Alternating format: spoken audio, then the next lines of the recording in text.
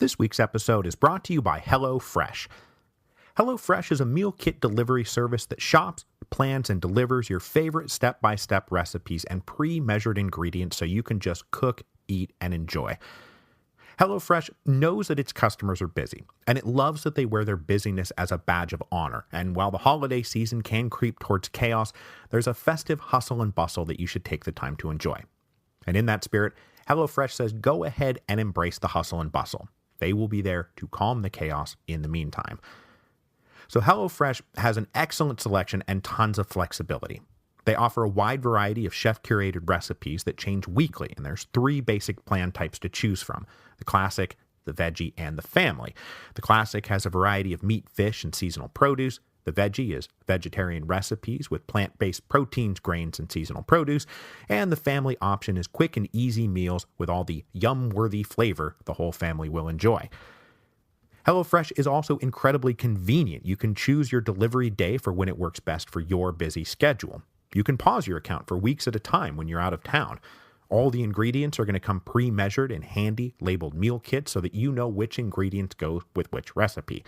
And it's all delivered right to your door in recyclable, insulated packages.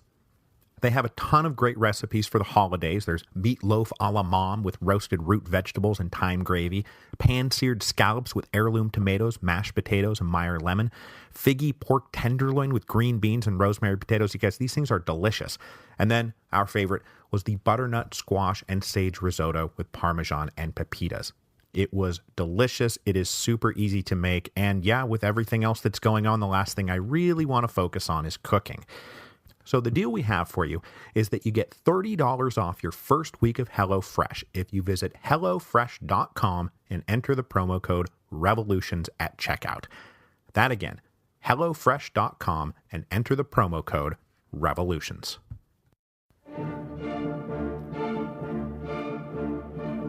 Hello, and welcome to Revolutions. Episode 7.20, Where Do You Draw the Line? After spending the last 2 episodes in France, we are now going to head back east to Central Europe. And while we make the move, we should take note of the fact that in terms of political development, it is fair to say that Germany was one solid notch behind France. In France, the February Revolution had seen the successful overthrow of a liberal monarchy by radical Democrats, and then the June days had seen those same radical Democrats suppress a left-wing socialist insurrection. While in Germany, they did not yet have a liberal monarchy. That's what they were trying to achieve. So the events of March 1848 saw the overthrow of conservative absolutism and the installation of liberal governments, who today will begin the process of suppressing the radical Democrats. So the Germans would not be far enough along to turn to the social question in any meaningful way. But for the Germans, the Revolution of 1848 was a political project whose aim was fundamentally national unification rather than class conflict. Practically everyone agreed that a politically unified Germany was the goal. But now that the rubber was meeting the road, what did a politically unified Germany even look like? It was one thing to give romantic speeches about the fatherland, quite another to break out a map and a pen and start drawing lines. So as I just mentioned, we left off in Germany in episode 7.16, and we were in the last week of March 1848 with the general triumph of liberal reformers throughout the territories of the German Confederation. Hoping to use reform to stave off revolution, most of the various princes and dukes and kings of Germany had fired their conservative ministries and replaced them with liberals. Even King Friedrich Wilhelm of Prussia had been forced to make concessions, and though he stopped short of outright declaring a constitution, in the face of a massive uprising in Berlin, he had promised his people a national diet who would soon convene and discuss liberal reforms for Prussia. But the newly elevated liberal leaders of Germany were not interested in mere local reform, because almost to a man they shared the dream of German unification, and even Prussia was now promoting the program of unification, even if the king was pretty transparently trying to change the subject away from demands that Prussia get a written constitution. So for the last generation or more, liberals in Germany had been dreaming about and discussing and debating the unification of Germany. And now their time was at hand. So how was it going to work in practice? Well, they were lucky in that a lot of the groundwork had already been laid. They were knitted together culturally, obviously. That free trade zone, the Zollverein, knitted them together economically, and the existing federal diet of the German Confederation knitted them together politically. So with those pieces in place, you can really just get everyone together, knock out a few votes on merging, and you're done. Right? Well, not quite. The main obstacle was that no liberal worth his salt trusted the federal diet of the German Confederation. Remember, it was composed of representatives of the crowned heads of Germany, not the people of Germany. And over the past 30 years, the federal diet had been a tool of tyranny and repression, an apparatus that took its marching orders from Metternich, most strikingly with the oppressive Carlsbad decrees. So to create a truly legitimate pan-German state, they would need to start with a new pan-German parliament, one that did represent the people. To move toward legitimate unification, the liberals of Germany had to begin with a bit of nakedly illegitimate meetings. Back on March the 5th, a group of liberal leaders met in Heidelberg to discuss how to create some kind of truly representative assembly that would hopefully supersede the existing federal diet. The men assembled in Heidelberg decided that the best course would be to gather the most prestigious liberal figures from across Germany and have them hammer out the specific form and function of the new pan-German parliament, how the elections would work, when and where this parliament would meet, what the scope of its activities would be, all that good stuff.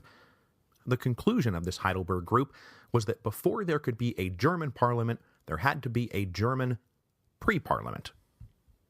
So based on a very inexact set of criteria, whether it be official standing in local governments, individual reputation, or suggestions by some of these spontaneous people's committees, 574 men were invited to the free city of Frankfurt to take part in this initial pre-parliament. The two questions before this pre-parliament, and the two questions that will define the whole rest of today's episode were, what will be the form of government for this new unified German state, and then who will be included in this new unified German state. Still uneasy about provoking greater revolutionary upheaval, the heads of state of Germany did not make a fuss about the meeting of this pre-parliament that had no sovereign or legal authority and was just sort of convening of its own volition to openly work on the project of German unification. The pre-parliament held its first session in Frankfurt on March the 31st, 1848. Giving it a nice boost of legitimacy, the great power Prussia sent fully 114 delegates with the blessing of the king, who was clearly hoping to steer all of this in a pro-Prussian direction. But from the south, the far more progressively radical men of the Duchy of Baden also wanted to control events, and they wound up sending 72 men, among them the two big-name radicals I introduced in episode 7.16, Friedrich Hecker and Gustav Struve. Among the most aggressive democratic republicans in all of Germany, Hecker and Struve and their fellow radicals wanted to stake out the position right away that what Germany needed was to wipe the slate clean and declare itself a single unitary republic. Struve gave a speech to that effect on the very first day of the pre-parliament. But though his speech was cheered in a few corners of the room, the vast majority of the delegates shifted uncomfortably in their seats. Something like 80% of the attendees at the pre-parliament were some brand of constitutional monarchist. They certainly thought it mad to sweep aside the old political lines, as if that would not trigger some kind of huge conservative reaction, probably a violent conservative reaction. So rising to counter the radicals was a Hessian liberal noble named Heinrich von Gagarin. Emerging right away as the leader of the liberals in Frankfurt, von Gagarin delivered a much better received speech, where he said that the best option for Germany would be some sort of federal union of all the states, a list of guaranteed rights for all German citizens, and then the election of a hereditary emperor to rule them all. Within constitutional limits, of course, all of which sounded very reasonable to the liberal delegates. So with this general thrust agreed upon, the pre-parliament then turned to the specifics of how to hold elections. And though most of the delegates were more conservative than guys like Heckar and Struve, that did not mean they were Guizot-style conservatives who essentially believed in an aristocracy of wealth as opposed to an aristocracy of blood. So without too much debate, the pre-Parliament approved near universal suffrage for the coming election. The specific formulation had it that all, quote, independent males would be allowed to vote. Now, once the election actually started, there would be some debate over the meaning of the word independent. Could you vote if you were a servant? If you took some kind of government assistance? What if you didn't pay taxes? Each state had to decide for itself what the criteria would be. But even with some governments viewing the meaning of independent as restrictively as possible, it is estimated that somewhere north of 80% of German adult males would have the right to vote in the election. So Germany was following France's leap into the great democratic unknown. Heckar and Struve and the 100 or so radicals who stood with them spent the next few days fighting for a unitary republic rather than a federal monarchy, but their appeals fell on deaf ears. And further demonstrating that the leading liberals were not going to let the radicals take the ball and run, as the pre-Parliament wrapped up its meeting on April the 3rd, they decided to appoint a 50-man committee to remain in Frankfurt as caretakers of the process until the real Parliament could convene, which was now scheduled for mid-May. Both Heckar and Struve tried to get on this committee of 50, but they were shut out. All the radicals were shut out. With constitutional monarchists firmly in the driver's seat, the radicals stormed out. Heckar and Struve went back to Baden, with Heckar bitterly saying that nothing can be done in Frankfurt. And with revolution truly in the air, the radicals did not feel like they had to just accept the diktats of some randomly self-declared liberal assembly. This was 1848, a year when you could always go with option C, revolution. We'll come back to the radicals of Baden, though, because while the coming Heckar uprising was focused on answering the question of what form of government the new unified German state will have, that other great question, who will be included in the new unified German state, was causing major upheavals on the periphery of the fatherland. And two areas in particular are already, as we speak, exploding into violence. The first were the duchies of Schleswig-Holstein that bordered the Kingdom of Denmark. The other was, you guessed it, Poland. Now, for fans of the history of mid-19th century European diplomacy, and, who isn't, the Schleswig-Holstein question is infamous for its sticky intractability. The British Prime Minister, Lord Palmerston, would later remark in the 1860s that only 3 people have ever really understood the Schleswig-Holstein business: the Prince Consort, who is dead, a German professor, who has gone mad, and I, who have forgotten all about it.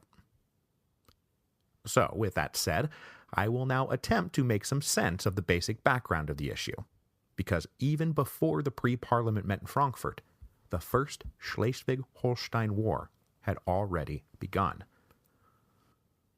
Okay, so, climbing into the Wayback Machine, we will set our controls to land at some random point in the Middle Ages. We find sitting at the base of the Jutland Peninsula the Duchy of Schleswig and the County of Holstein. They are 2 pieces of the incredibly intricate mosaic of medieval political geography. They sat on top of each other in between the Kingdom of Denmark and the rest of Germany.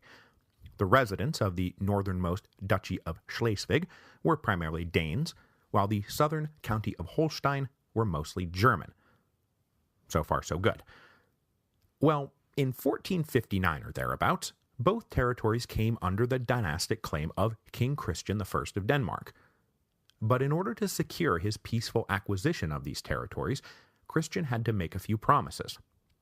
First, he would not annex them directly into his own crown lands of Denmark. Instead, he would hold them in personal union, taking the title Duke of Schleswig and Count of Holstein. Still with me? Good. King Christian then further conceded that if he or his heirs tried to annex Schleswig-Holstein directly into the Kingdom of Denmark, that the local nobles would have the right to go into revolt. But none of that is what is going to make this interesting. What is going to make this interesting is that the question of national identity is still 400 years in the future, and the nobility of Schleswig and Holstein, whether they were quote-unquote German or quote-unquote Danish, were pretty well integrated with each other. They saw strength in their continued connection, and so did not ever want to be separated from each other in some future dynastic buffet. So in 1460, everyone got together and signed the Treaty of Ribe, which declared that Schleswig and Holstein would be, and I quote, forever undivided. Okay, fast forward 400 years and you can see that this is going to be a big problem as nationalism is beginning to supplant feudalism as the basis of political sovereignty. What do you do when Europe wants to start organizing along national lines with Danes in one bucket and Germans in another, but at the same time dealing with the fact that Danish Schleswig and German Holstein are legally inseparable? That is going to be a big problem. And that's not all, because adding to the brewing political crisis was a succession crisis. By the late 1840s, it was clear to everyone that the heir to the Danish throne was never going to have children, and that the dynasty's male line was on the road to extinction. Now, this was no problem in Denmark proper because the throne could be inherited through the female line. But it was a problem in Schleswig-Holstein because they still held fast to old Salic law that said only the male line could inherit the throne. So that meant that for the first time in 400 years, Schleswig-Holstein was in line to be removed from its personal union with the kings of Denmark. It would be transferred to a cadet branch of that royal family, a cadet branch that happened to be fully German. Now, adding unnecessary fuel to this fire, very unnecessary fuel, very bad timing. The old king died in January of 1848, and his 40-year-old son ascended to the throne as King Frederick VII of Denmark. Now, whenever King Frederick died, Schleswig-Holstein would be lost to the Danes.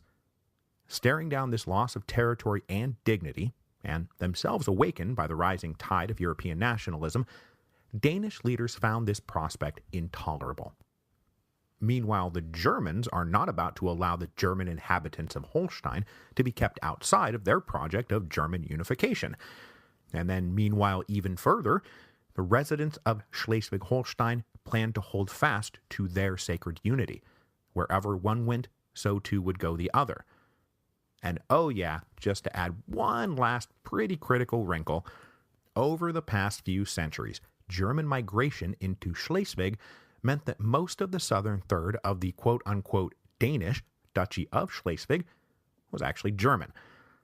So even if by some miracle Schleswig and Holstein were allowed to part ways, that would still leave a considerable German population outside of United Germany.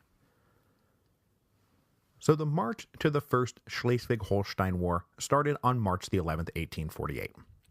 On that day, a group of Danish liberal nationalists met in Copenhagen.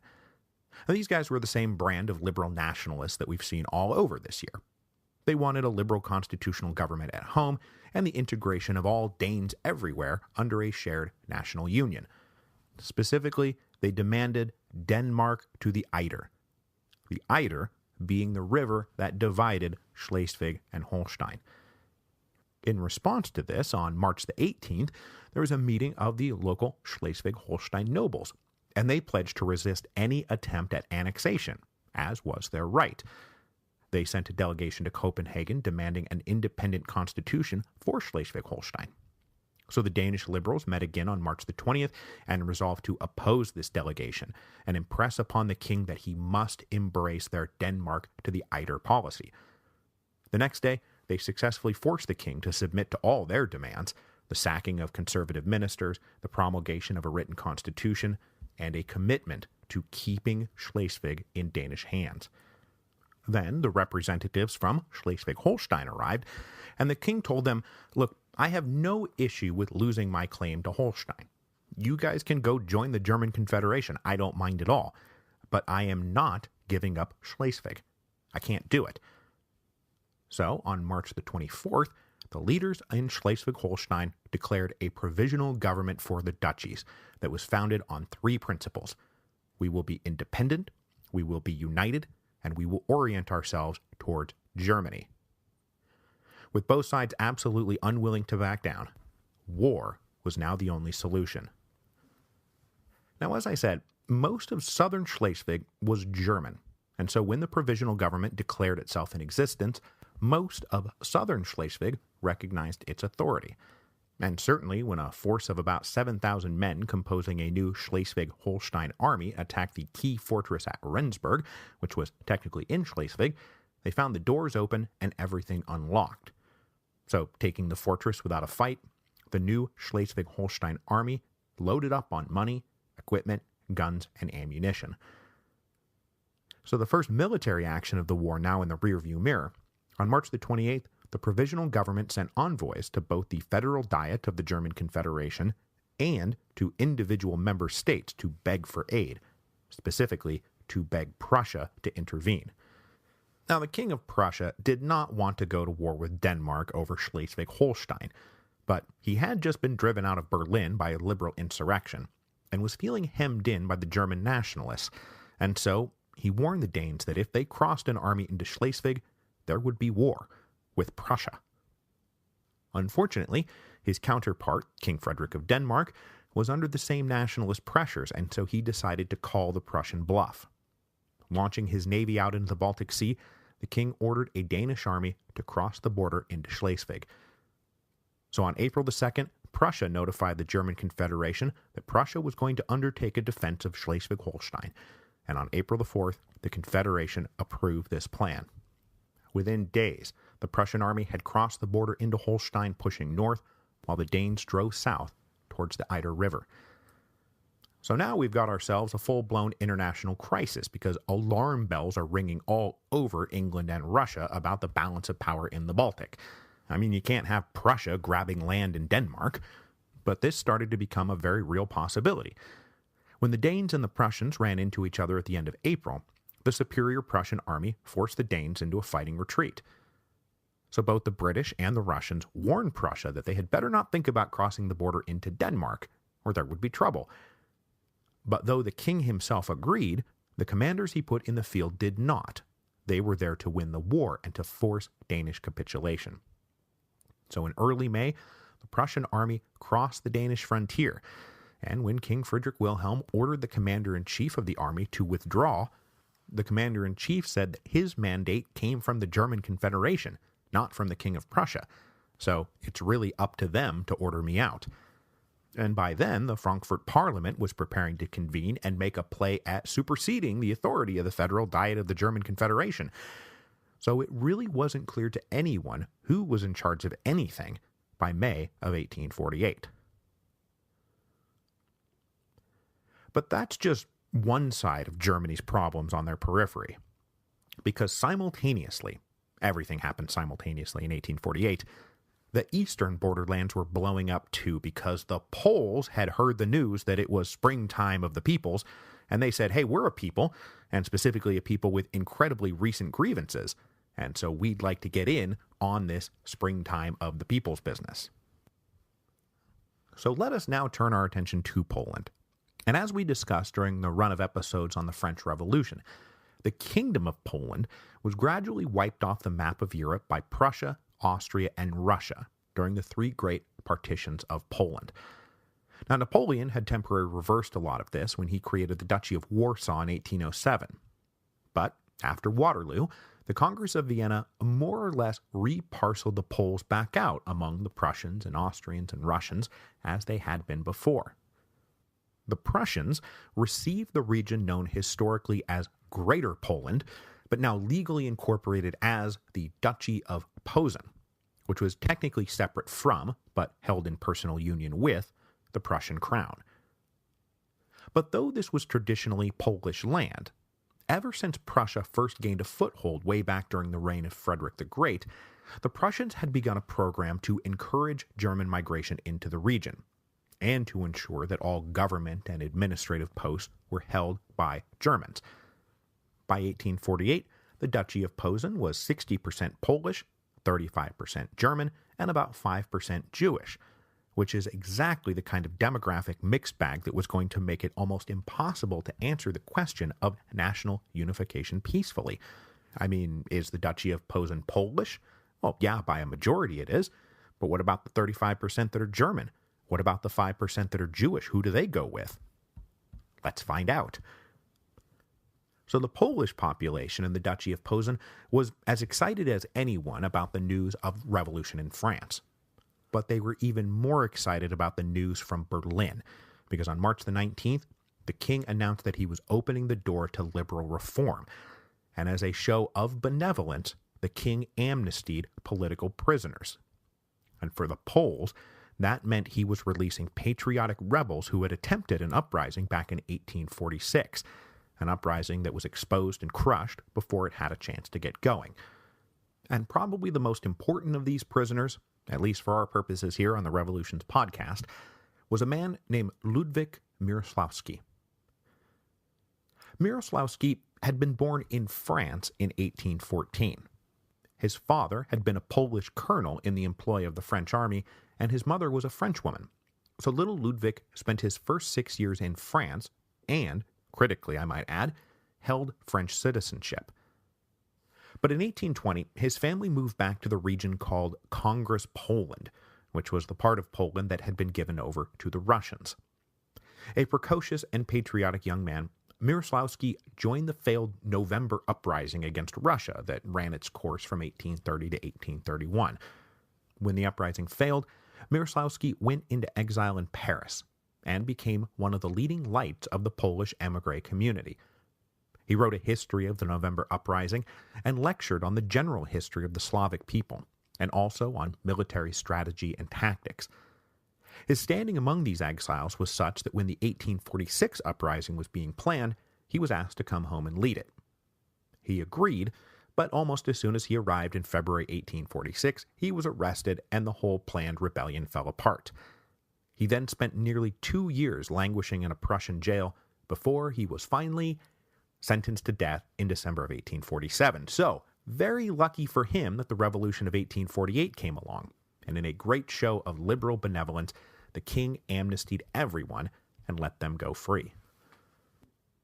When the Polish prisoners were amnestied, they immediately formed a Polish militia in Berlin and marched back to their homes in the Duchy of Posen. Now at first, this was all with the blessing and the goodwill of the Prussians, because with the revolution spreading across Germany, what they all feared most of all was Russia deciding to act as the great hammer of conservatism and that they would come roaring out of the east. So it was better to encourage the Poles to arm themselves so that they could act as a buffer. Meanwhile, way off in Paris, that community of exiled Poles were similarly being encouraged to return home and take up the cause of Polish liberty. As we saw last week, the plight of the Poles had long been a passion of the French left wing, but in the estimation of Alphonse de Lamartine, then currently serving as the foreign minister in the Provisional government, the great fear was that all the old conservative powers, Prussia, Austria, and Russia, would join forces to invade France.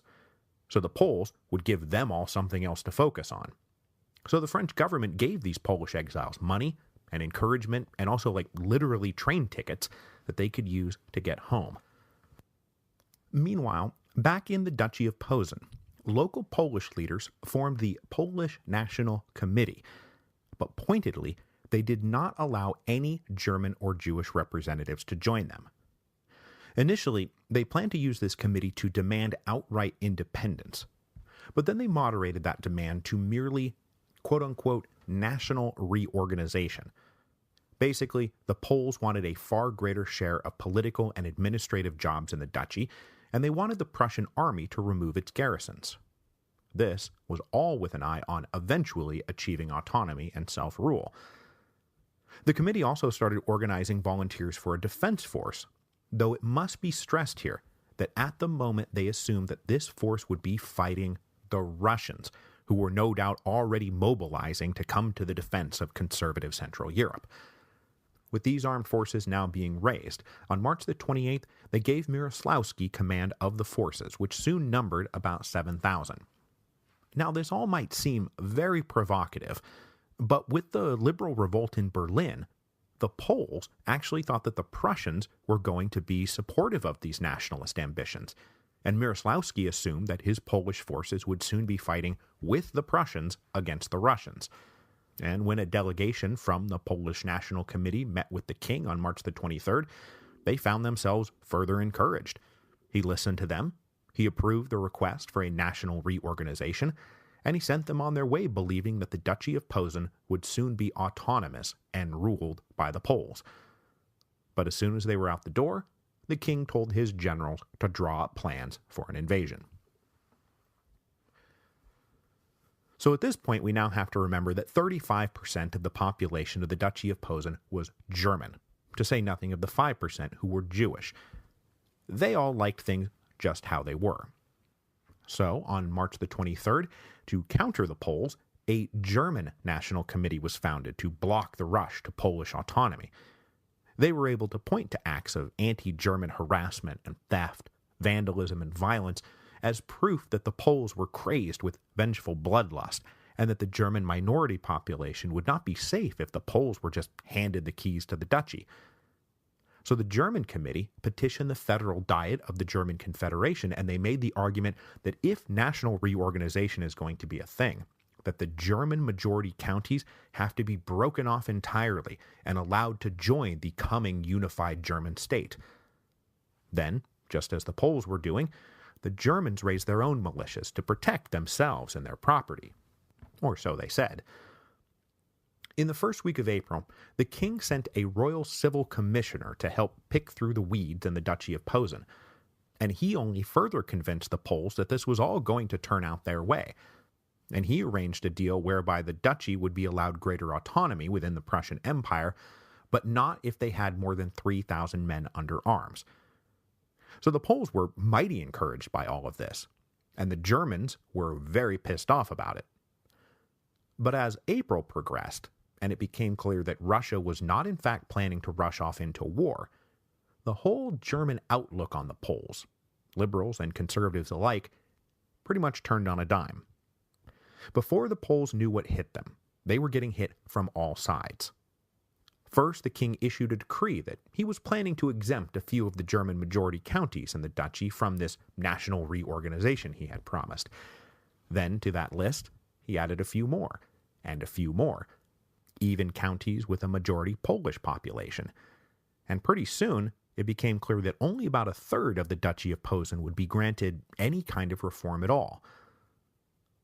But even that rump third of the duchy wasn't really going to get any reform at all. They were instead going to be conquered.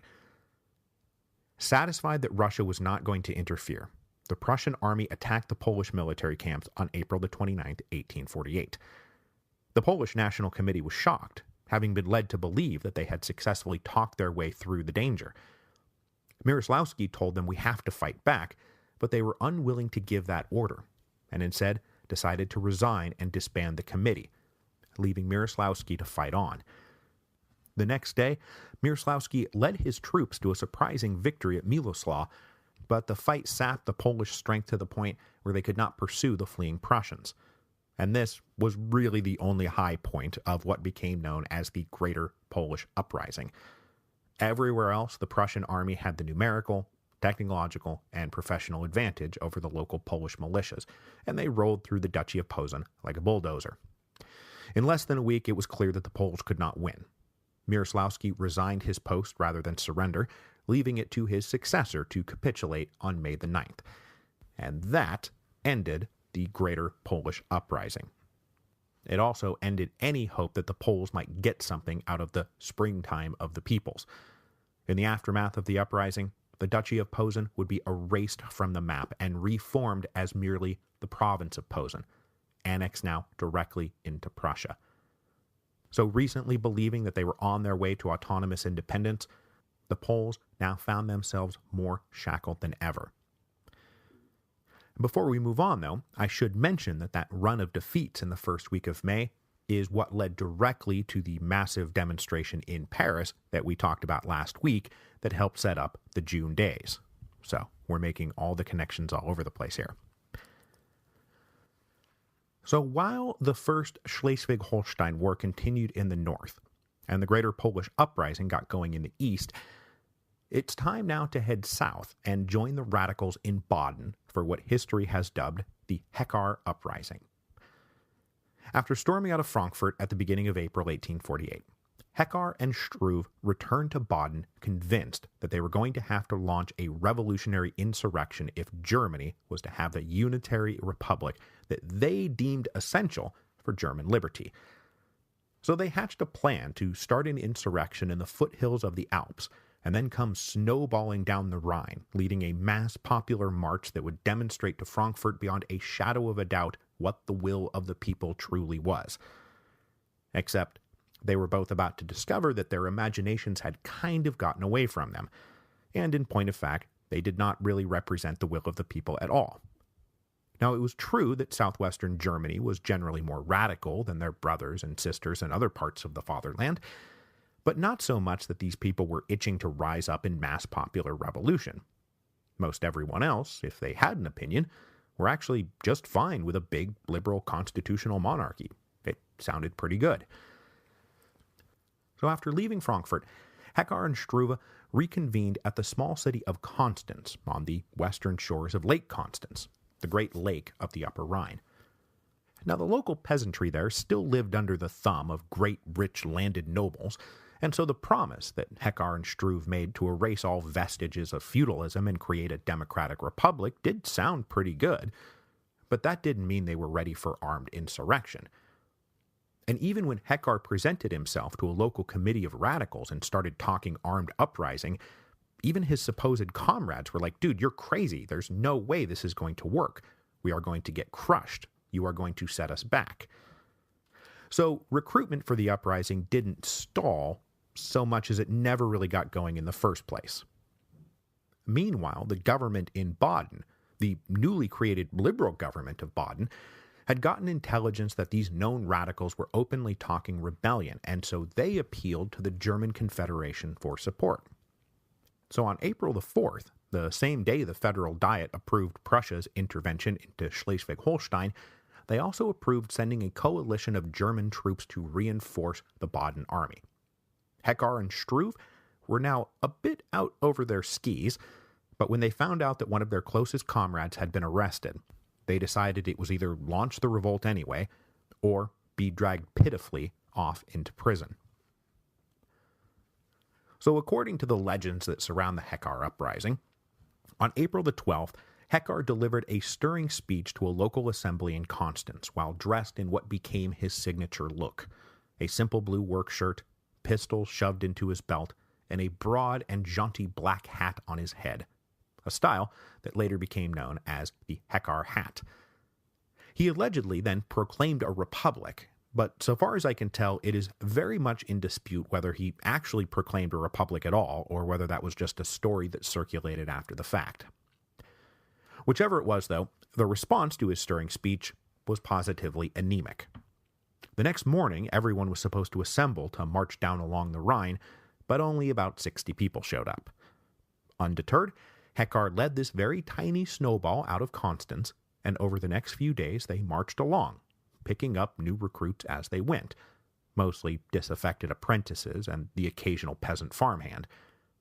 After about a week of this, Heckar had accumulated somewhere between 800 and 1,000 men. His initial plan had assumed that he would be leading something like 70,000, so this is not going very well. But luckily, Heckar was not the only piece on the board. A community of expatriate German radicals who had moved across the border into Switzerland started forming a militia of their own to go support Heckar's uprising, and then word of the rebellion reached France, where another community of expatriate German radicals were living. From this community, the exiled poet Georg Herwig and his wife Emma started assembling a legion that would soon grow to over 1,000 men. But the real hope of the uprising lay in the work being done by a guy named Franz Siegel, who had a strong enough local reputation in Baden to recruit a militia that eventually grew to some 3,000. Now, if all these forces could combine, the Heckar uprising might have gotten somewhere. But they did not, and so it did not. The Swiss army threw up barriers to prevent the expatriate Germans from crossing the border. The French legion then sat across the border in France, just on the other side of Offenburg, but only got vague responses from Heckar about where to link up, because Heckar had become worried about all of this being portrayed as the work of French revolutionary invaders, which was still a very potent image in Germany to be avoided at all costs. Meanwhile, Heckar and Struve themselves were unable to link with Siegel before they ran into the government's forces. So those government forces had been put into the hands of Friedrich von Gagarin. And if that name sounds familiar, it's because he is the brother of Heinrich von Gagarin, the leading liberal politician in Frankfurt I just told you about. Himself a committed liberal, Friedrich von Gagarin opted to wear civilian dress when he took the field to establish that he was a citizen general leading the defense of a liberal government against a bunch of criminal insurgents. On April the 20th, von Gagarin was leading a force of about 2,200 soldiers when they ran into Heckar's band near the village of Kondern. A fierce firefight erupted, and von Gagarin himself was among the first hit and killed. But though they took out the enemy's general, it did not take long for the outnumbered and outclassed radicals to be defeated and scattered. Heckar and Struve had no choice but to hightail it out of there, running the 10 miles or so across the Swiss border, where they hoped to regroup and start again. But there wasn't going to be much they could do. Franz Siegel's much larger force was surrounded by another wing of the coalition army a few days later, and also defeated and scattered. Then Georg and Emma Herwig led about 600 or 700 men across the border from France on April the 24th. But as soon as they entered the country, they got word Heckar had been defeated and that he had fled to Switzerland. So they resolved to follow him, but while traversing the Black Forest on April the 27th, they were ambushed and, you guessed it, defeated and scattered. Georg and Emma were protected by some friendly peasants, and then they too crossed the border into Switzerland. But lasting not quite 2 weeks, the Heckar uprising was a complete disaster. Now, this was not 100% the end of the road for the radicals, but it did demoralize them, and many blamed Heckar for tilting at windmills when he should have been helping them in the elections for the coming Frankfurt Parliament. Now, ironically enough, though, Heckar was actually one of those elected to serve in the Parliament, but he would be barred from taking his seat on the not inaccurate charge that he had just committed treason against the government of Baden. So instead, he and his men were forced to remain in Switzerland. But elsewhere, the elections unfolded over April without too much of a hitch, and on May the 18th, 1848, the Frankfurt Parliament met for their first session. This was the first assembly of the people of Germany in the whole history of Germany.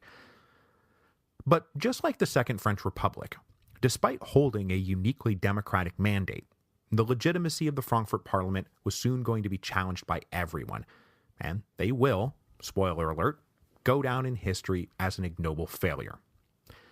But we are going to leave Germany there, though, in May of 1848, and turn our attention next time to further events in the Habsburg realms, because there is going to be yet another uprising in Vienna, and I also need to introduce events in Bohemia, because it is now time to shoehorn Prague into all of this.